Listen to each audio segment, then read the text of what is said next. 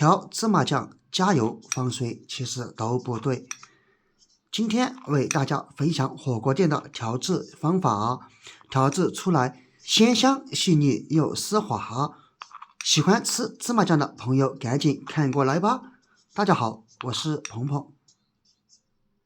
平時喜歡吃芝麻醬的朋友注意看了，你認為又絲滑又細膩的芝麻醬其實不然，這個才是芝麻醬它的原生狀態。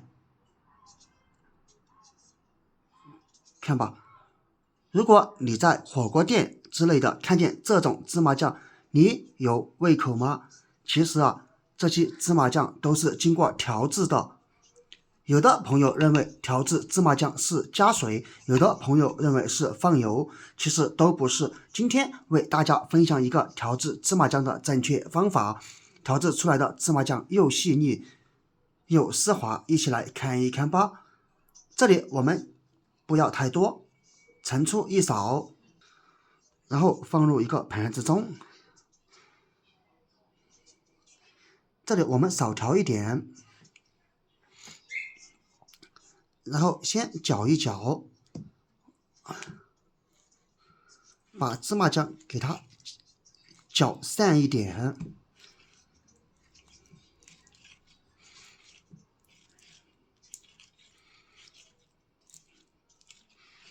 你看吧，這個就是火鍋店的芝麻醬原始狀態，就是這樣，肯定吃不下吧。差不多攪拌成這個樣子，接下來往裡面倒一點生抽，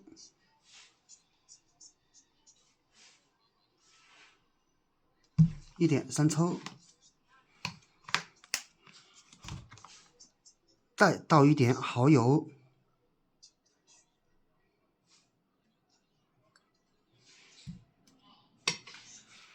然後繼續這樣均勻攪拌。之所以加入一些生抽，是因為它不僅能夠增加芝麻醬的鮮味，還能很好的中和其中的苦澀味。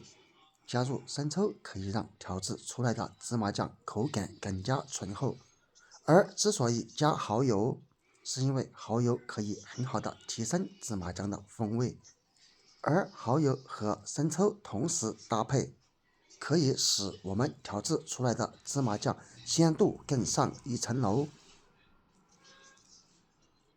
差不多這樣即可，然後還有下一步操作。有的朋友這時候就直接放水或者加油來調製，其實不是的。準備2到3片香葉，2顆八角，1顆草果，1塊桂皮，然後加水，稍微洗一洗，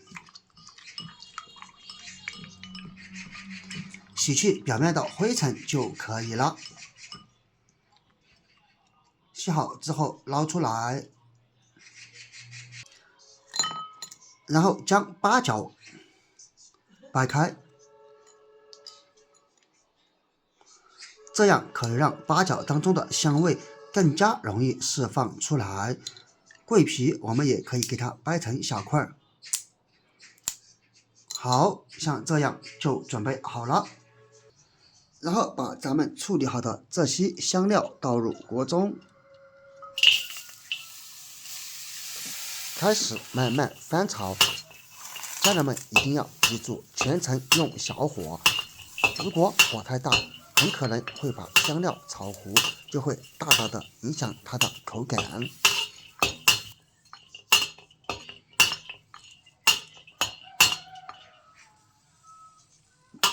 香味已經逐漸出來，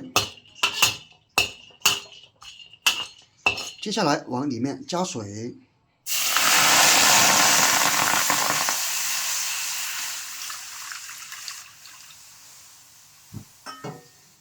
好，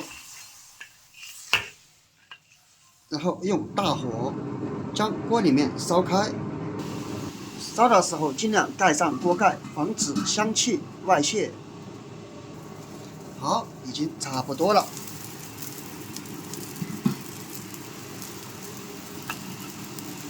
看一看，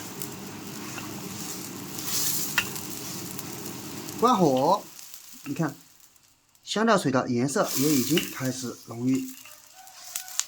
接下來用漏勺將這些香料撈出扔掉，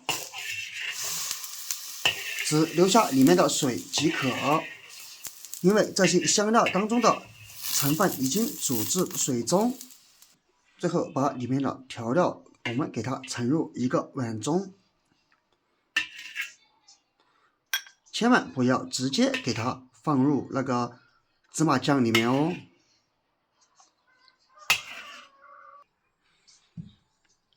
咱們讓它稍許放涼。現在已經差不多了，我們來調製。用勺子盛出一勺，不要一次性倒入哦。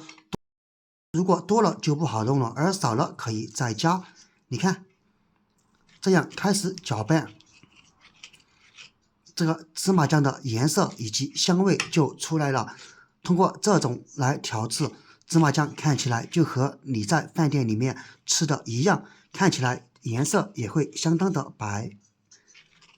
而直到用這個方法把芝麻醬一直攪拌成我們想要的細膩樣子，最後用筷子攪一攪會更加均勻啊！現在聞起來是真的好香。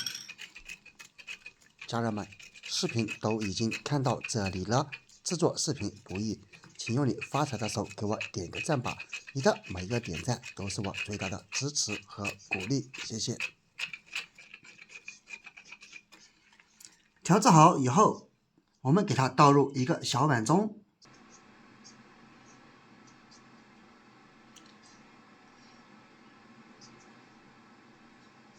倒的過程中，看起來已經相當的細膩絲滑了。